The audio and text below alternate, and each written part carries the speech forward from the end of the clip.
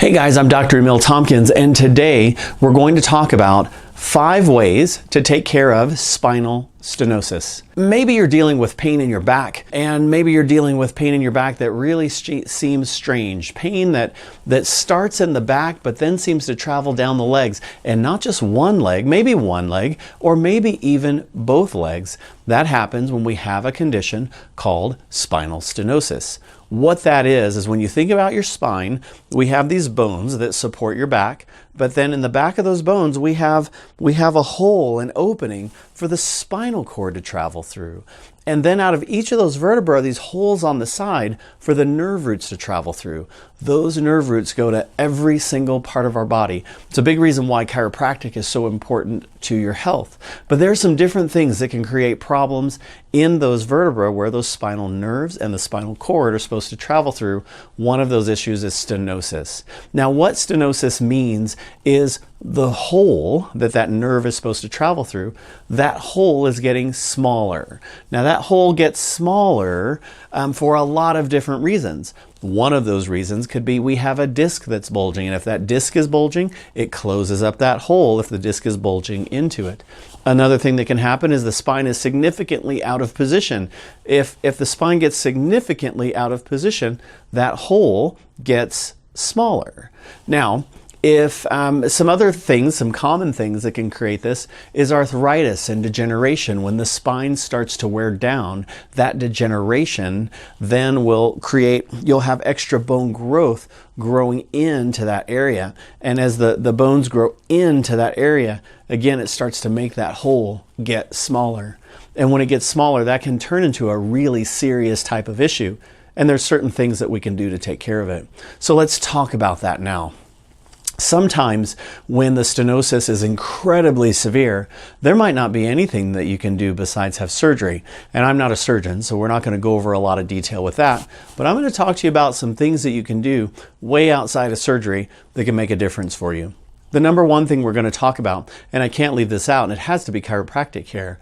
Because if your stenosis is happening because things are out of position in any way, we've got to improve the positioning, because if the hole is smaller because of bad positioning, as soon as you put things in the right position, the hole gets larger. So that's a very important thing. Actually, no matter the cause of stenosis, if you put things in a better position, the size of that hole will change. Now, there's some other things that we need to do to make a difference with that as well, and we're going to talk about that today in terms of exercise. I'm going to give you 4 different exercises that can help you with stenosis. One of the first ones we're going to do is really simple. It's an exercise called pelvic tilts, because as you tilt the pelvis, that helps to open things up and create more space in between those vertebrae. So the way this will work is you're going to lie on your back, and while lying on your back, this exercise is called pelvic tilts. You're literally just tilting the pelvis. Let's go. Just going to bring your hips up and then bring them down. And then bring your hips up and then bring them down. Then bring your hips back up and then bring them down. You want to do that 15 to 20 times, and that's going to help create some more mobility in that lower part of the spine. Helps open up those joints if we're dealing with stenosis. The next thing we're going to do are knee to chest stretch. We've done this for some other purposes. Bring the knee to the chest, hold that for 5 to 10 seconds, and then switch legs. You'll do this over and over again, 10 times on each side. That creates a lot of really nice mobility in that lower part of the spine. Next is a glute stretch. And this glute stretch is a real good one. It's important when we're doing the glute stretch to make sure, as best as we can, that your back is straight. Now, if you're a person that has not as much mobility like myself, this can be a little bit of a challenge, but the first thing you want to do is you want to cross the leg, one leg over the other, and then the way this works, as you lean forward, you're going to feel that stretching in your hips. You're going to feel that stretching in your rear, in that glute muscle. You just lean forward as much as you can. You work on that about 10 seconds, and then you relax, and then go forward again, about 10 seconds. As long as it doesn't increase your discomfort, you're going to do that 5 to 10 times on each side for stenosis. The next exercise we're going to do is called bird dogs. Now, the way the bird dogs work is you're going to start in this position. You're going to bring one arm out and you're going to bring the opposite leg out nice and slowly. This gets the muscles that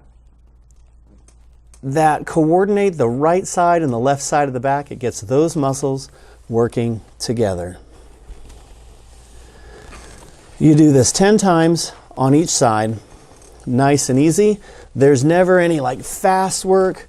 You go really nice and slow and easy. You get those muscles communicating with each other. Some of the problems that we have with our spine is not usually an issue with the muscles not being strong enough. It's an issue with one muscle not communicating with the other in the right way or having imbalance in the muscle.